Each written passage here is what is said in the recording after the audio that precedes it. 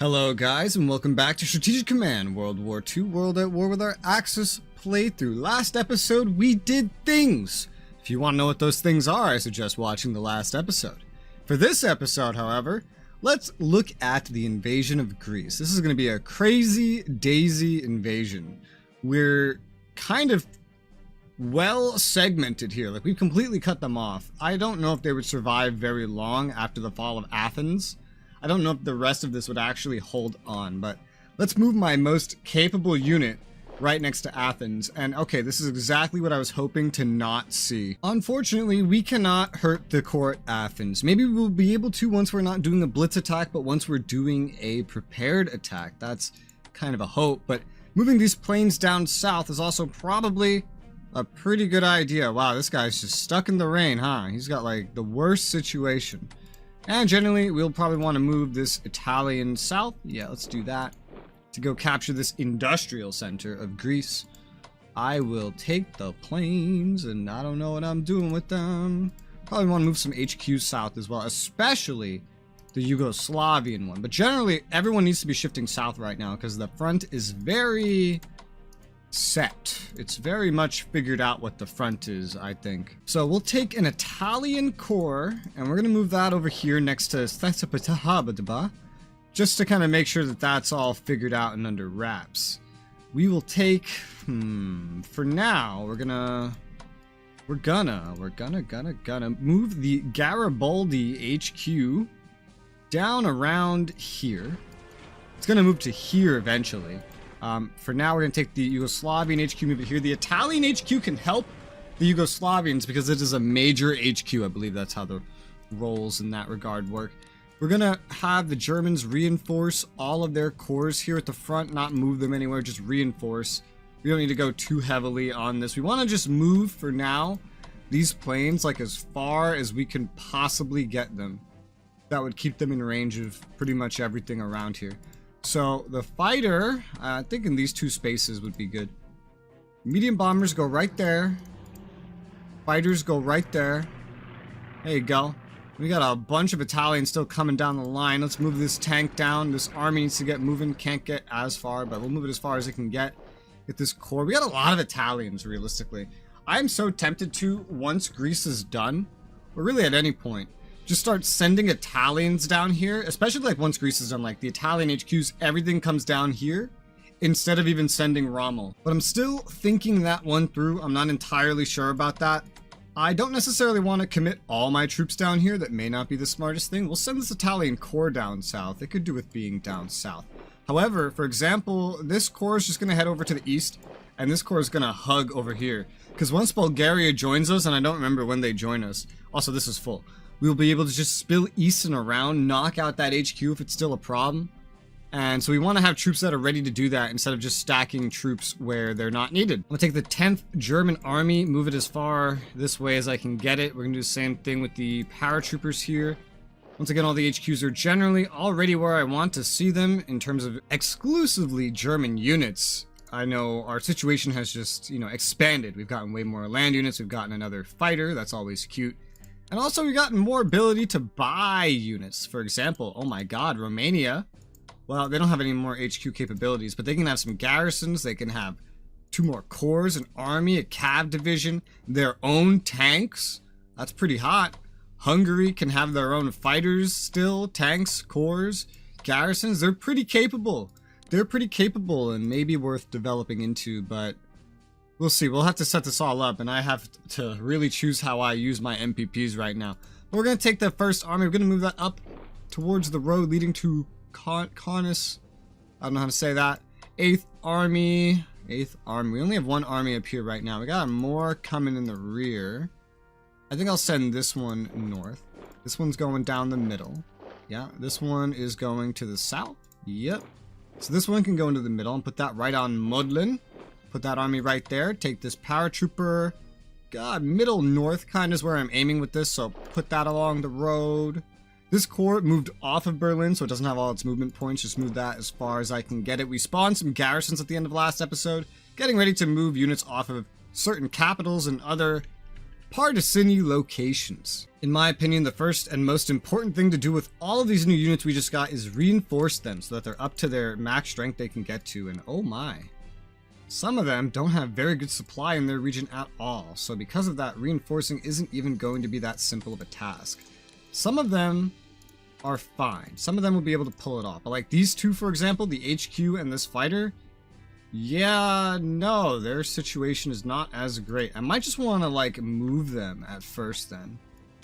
Got 3 action points. It could make it to Bacau and then pass on supply. Also, they just joined, so like, as you see, supply can pass through locations.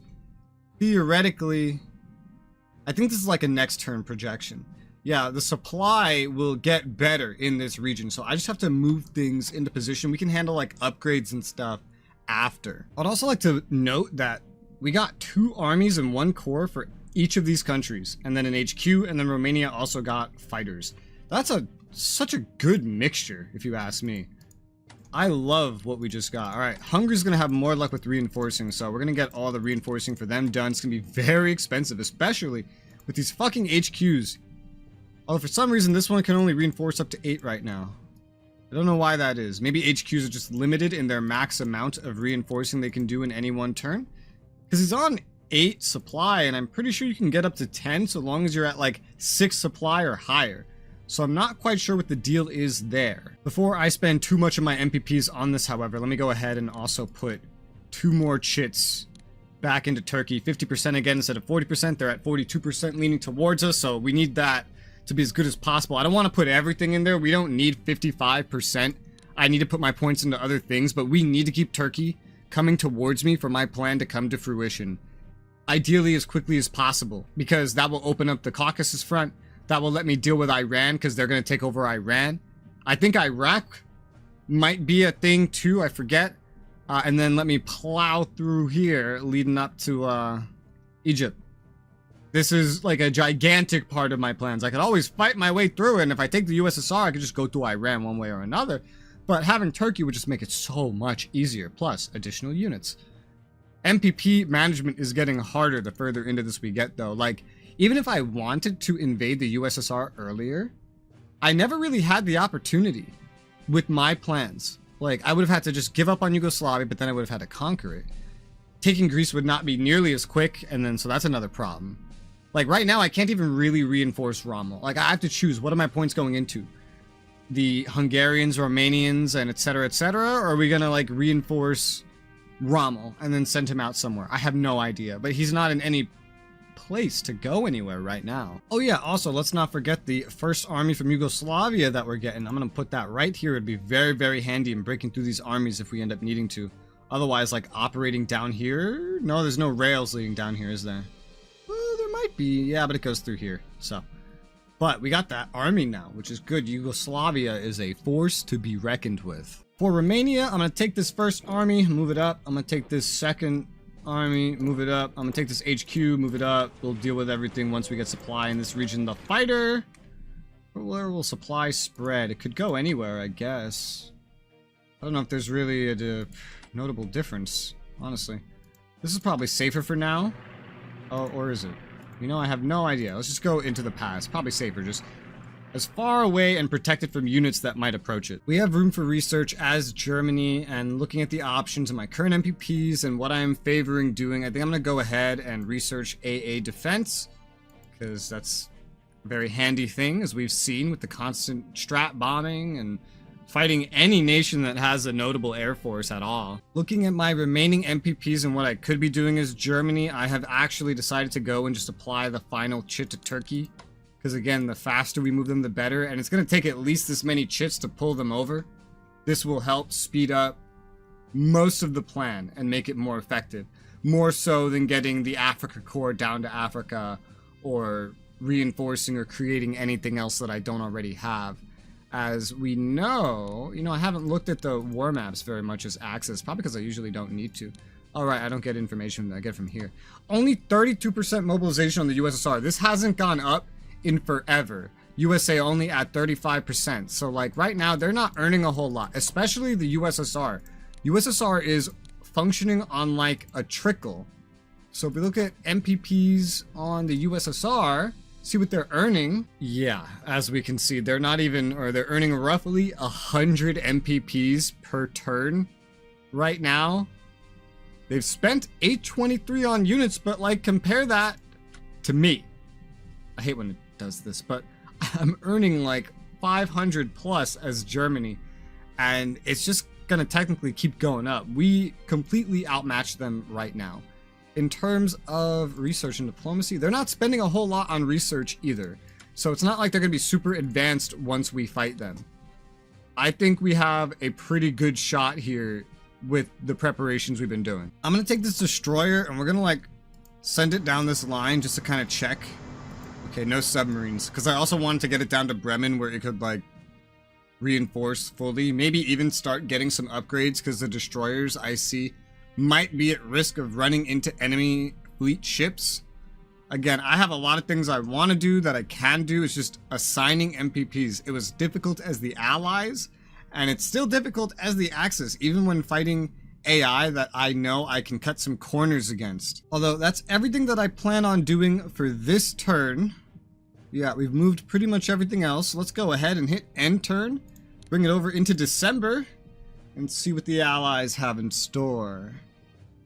Castleton Commission from destroyers for bases, yeah. Suez. Oh my god, yes! 21% shift from Turkey to the Axis, baby. That's amazing. Rocket weapons level 2. I think that might have been researching at the start of the game, because I don't think I would have put that in. I don't even have any rocket weapons. Spying and intelligence, nice, very handy. Oh my. It's a fucking sandstorm. That's gonna make their offensive even harder if it stays, if that's in their turn. I'll take that. It's good for me. I think. Usually weather benefits the defender. Alright, let's see what they do in their turn. The defense of Tobruk looks way better though. That unit is like ready to get beat up. Interesting choice, moving that core back. Wonder if it's injured. Reinforcing in Greece, China front line, that special forces. That's just going to be an MPP drain for them. I don't know why they bothered. Garrison running around like a headless chicken still.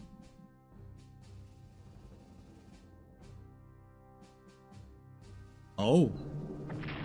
Strat bombing?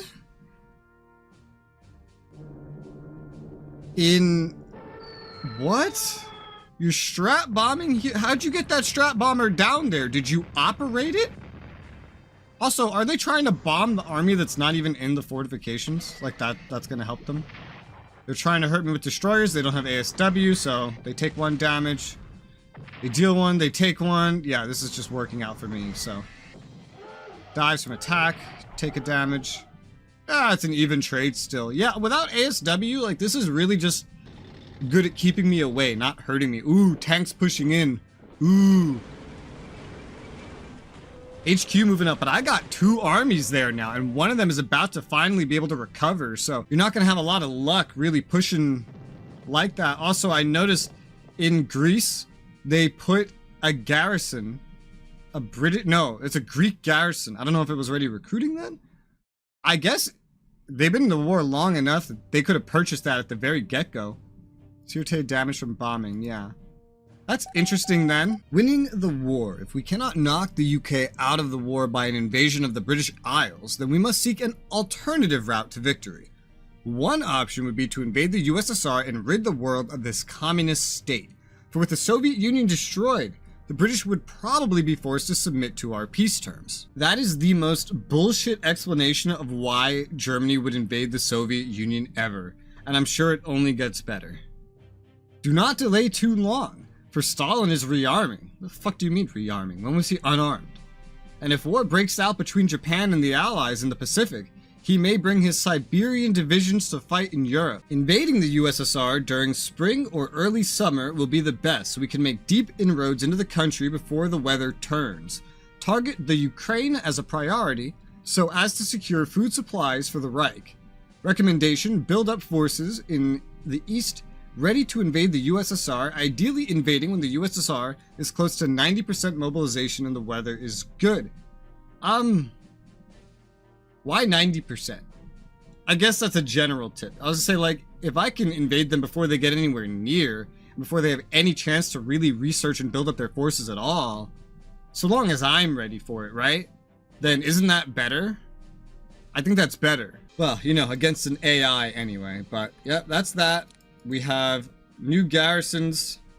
Berlin oh right, I put something else on Berlin. I put the 13th garrison on Berlin instead of the Berlin garrison.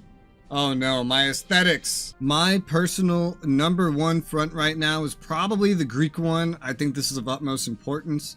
Let's take the medium bombers here and try to bomb the Athens core at Greece. Let's see, 39, 38. Down to 28, 15 readiness and morale. Okay, and now we can start to hurt this bitch. That's good. Let's try. I guess, I mean, I could try to strafe it, but I don't think that would really be too beneficial. So let's just go ahead and try with the Dravska core. Unfortunately, we dealt no damage. However, we reduced their entrenchment by a point, so that could come in handy. Major, I could just stand on a major river. It takes 4 points to move there. Land plus, I feel like standing there though is probably not the smartest idea. Properties, defense bonuses. It seems to work kind of like a field, actually. Some movement cost, but it just seems to work like a field. It only really matters for defense, and defense doesn't necessarily matter as like the #1 thing right now. Now that we have all these guys surrounded, we need to just try to hurt Athens as much as possible though. So I'll say fuck it. Hope this is not a gigantic mistake, but we will just go ahead and move this core out to this hex. I really don't know if that's a smart idea or not, but we will hope that it is. I'm gonna take the first army. I'm gonna move it across the river here into the mountains where it could more properly threaten these enemy units that are chilling over here. Again, hopefully we don't have to kill them at all, but you know, best to be prepared, right? I'm gonna take the Bosanska core, bring that down south to help attack Athens. Let's give it a shot. We dealt 2 damage. Whoa. We took no damage. And yeah, that's really good. We don't have too much more ability to attack directly. I think I forgot to reinforce this. I don't know. I'm going to reinforce it right now, get that up to full.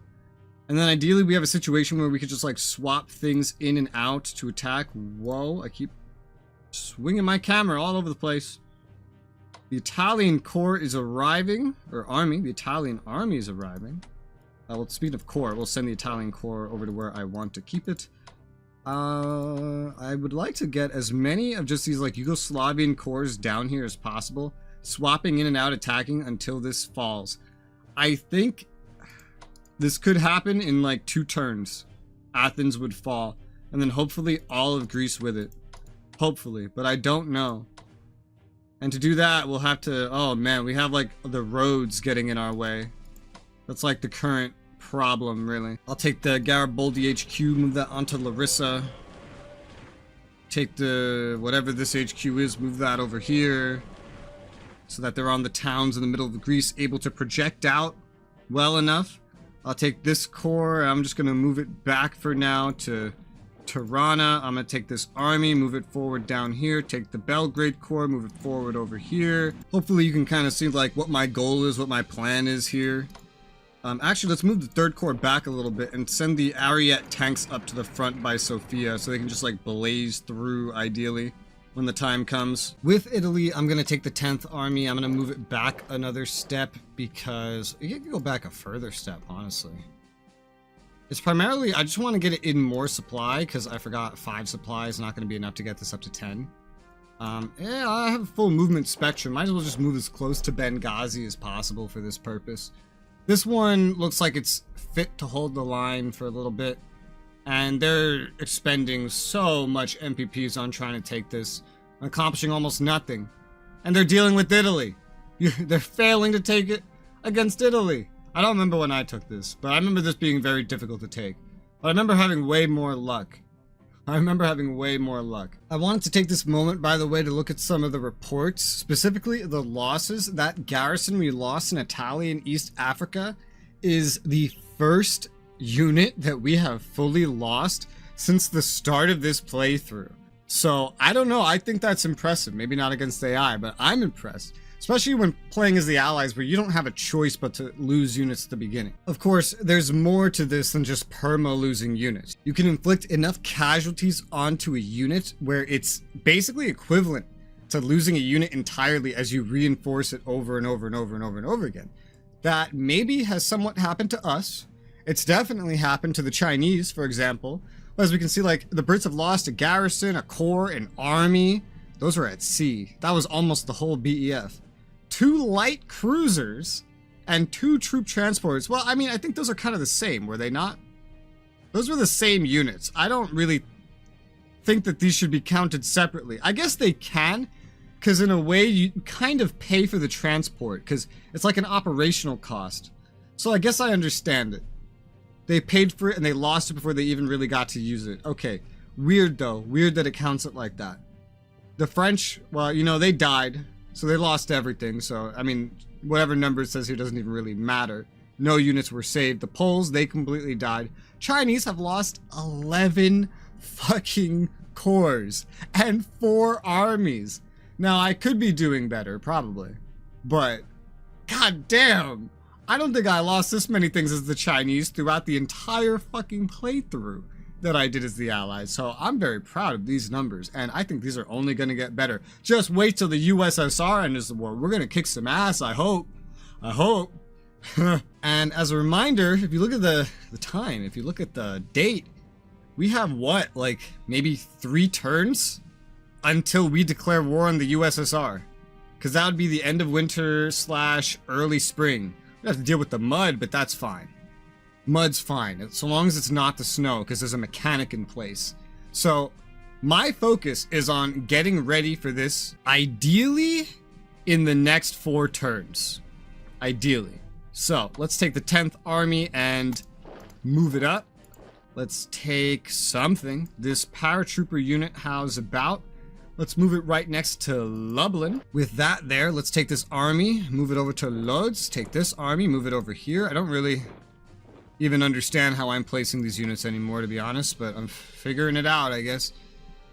Take this army, move it northeast. I think all the pieces are going to fall into place pretty much at the correct time. However, anything that's being replaced by a garrison in the west is going to have to be operated if they want to reach the front in time for the start of the war. We'll take this paratrooper, this corps, they can both be moving forward. Take the paratrooper, just move it over here to Torin. This corps, just generally northeast for now. We'll be able to operate extra corps in. The German front will be pretty filled out. It'll be good. This front, maybe not entirely filled out, but it doesn't need to be because this pocket is going to be closed. The Romanians and Hungarians are going to work together for the most part. I'm trying to visualize how these front lines will end in my head while I continue moving units forward. There's really not many to move up anymore. This army's going to go either here or like somewhere around here. This one's going to go over here. That means a corps should go here. Means roughly... Are these 2 separate bordering hexes? Yeah. Right here another corps should go. Well, blam, there's one. So that's the front line as the Germans filled in. Everything else is just extra to kind of put behind to get ready for as the front expands. Because it's going to expand very rapidly. It's kind of in like this tight, narrow spot. So we'll take this corps on the Hague. We're going to operate it. I can't get it to exactly where I want it, but I can kind of get it in that region. Well, at least for this one. I have this corps moving up, though. I'll plop this one down over here. Pay for that. We'll get this garrison moving over. Again, we're going to be operating because it's just going to take too long to move them otherwise, and I want them to be prepared, ideally. I'm going to operate the corps on Brussels forward to right over here. Also, I need to take sleep off of these ones that I'm operating forward now. I probably never needed to put sleep on them to begin with, quite frankly, but it helps me kind of identify, is something supposed to stay there when I'm moving a lot of things around? So move this over here. This one on Nancy can go. Where's the one on Nancy going to go? This kind of idea I have potentially that I'm tempted or curious to see is I want to get this army moved here, army here, tank here. It's kind of what I'm visualizing. and then spill through, push forward, that kind of deal. So yeah, I'll move this army out of Modlin to make room for this army to get there next turn, and then that'll all be there in time. That frees up this as a place that a corps could go. So let's operate this corps over here and put this garrison in its place. We also have the Slovakian corps still, which is just going to be like a buffer, a support to German forces, as it can't really operate on its own. It doesn't have its own HQ like the rest of these Balkan countries do. I'm gonna take the corps on Brest. I'm gonna operate that. I'm gonna send it somewhere it could just kind of stay in the back, right around here, to spill forward as a support. I will operate the corps on Berlin to Brest because I can't deploy units directly into France. So that allows me to take that Berlin garrison and put it where it belongs. Ha ha ha ha. 17th garrison. Now this is where I'm just kind of like filling in at this point. I want to have garrisons on the capitals, and I'll use German garrisons where other nations can't have their garrisons. Also, just so it's like practiced, even if it won't help me in this playthrough. I don't know if it will. I don't really know how good the AI can be at trying to sniff out weaknesses for invasions. I feel like every single port needs to be defended in some way. Am I going to defend every single port? Well, maybe. Maybe I should. I know a garrison on Bratislava would be cool. Like, here's a garrison, bro. Thank you for the core. It's more useful. So I'm going to put this garrison down here at Vienna, so we can kind of go fill in there, since, you know, the Slovakian corps is already going somewhere else. We do need a garrison freed up that can go to Paris at some point, so I'm going to place another one over here on Metz, and quite frankly, from there, because I do want to keep some on capitals, we could also just put one on Luxembourg as well. Is it necessary against the AI? Again, no, probably not. But it's probably good practice. And in fact, since this garrison's here, it's covering this partisan point at Nancy. I could just take this garrison, kind of like move it. And we'll also sleep the garrisons that we've moved into position this turn, including the ones that we've like just spawned. Every garrison is obviously just there to be a garrison, but sometimes corps are used too, so I don't know. Glancing back down at Greece, I think I'll move this Italian corps south to kind of stare down, or just straight up attack this fucking garrison. Okay, let's do that. 4 damage. Is this upgraded with anti-air? That's so weird. I'll keep this other corps down here, the Albanian corps, just kind of keeping an eye. Maybe wipe this out. They paid 50 MPPs for this, or something close to that. No, more than that, because it's upgraded. And they spawned it here. They did it the moment Greece started the war, and now they're just going to lose it. It's just like 50 MPPs that they just lost for like no reason. And also, Greece doesn't have its like morale bonus because they never got a British unit over here. I remember that being a thing. I flew a plane over there to make that happen. I forget if I ever put anything else there, but I know that that's a thing, and I know that they didn't do it. They just recruited a garrison. I recruited a lot of stuff too, and it came in handy. But this is funny. That's just a free kill, basically. Good job, Italy. Italy has 165 MPPs remaining. They're about to finish infantry weapons level 1. They're gonna get their income back now that they're done funding the invasion of Greece. I'm gonna take 125 MPPs. I'm just gonna put it into Indie Tech, kind of get something to fortify their income a little bit more, because realistically, I'm doubting that I will actually give the Athens MPPs to them and have them own this. I could, but again, it's probably better in Germany's hands, because there's nothing that Italy can do with those MPPs that Germany can't do better. Italy's pretty much just here to be support and hold on to things, like be a collapsing empire that just gets in the way of the Allies, and Germany is here to actually do all the heavy lifting. Yeah, I don't know, as you can see, I'm still pretty undecided about that. 40 MPPs remaining is Italy. I think that's good to save, hold on to. I don't really know of anything else we could spend that on right now. But we are out of time for this episode, so next one we'll finish up this turn. We'll take on the Japs, we'll take on the Germans. Should be great.